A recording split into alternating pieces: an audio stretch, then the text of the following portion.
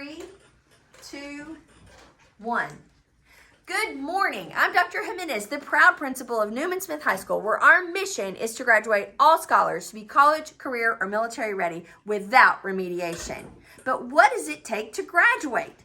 Well, it takes two things: attendance and grades. And today in my faux advisory class, we're going to talk to you about what you should be doing every week in advisory with your advisory teacher. So I want to give a shout out and special thanks to Mr. Spears' 6th period technical theater class. And remember, the names, IDs, and attendance records have been changed to protect those who are participating. So if you hear a scholar ask a question, that question has been planted on that scholar to ask. All right, so let's begin and sing. Good morning, advisory. Thank you for having your Chromebooks at the 45. Everyone open those Chromebooks up and go ahead and go to student self-serve. Once you're in student self-serve, put your Chromebook at the 45. Because our objective for today is to find out whether you are absence failing or not.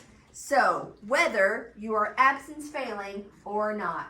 Once you are on Scholar Self-Serve and you are signed in, go ahead and put that Chromebook at the 45.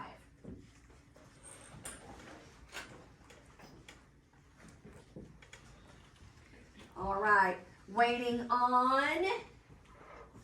Good. Waiting on none. Go ahead and pull your Chromebook back up. Pull your Chromebook back up. Click on the attendance screen, which you are already there because you are advanced learners.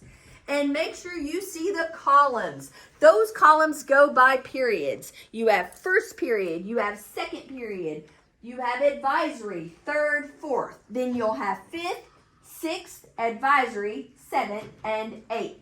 So by column, you want to count vertically. If you have over 4 absences in a vertical column, you are now what's called absence failing, and you must attend tutorials. Let's take just a minute. Where are you, scholars?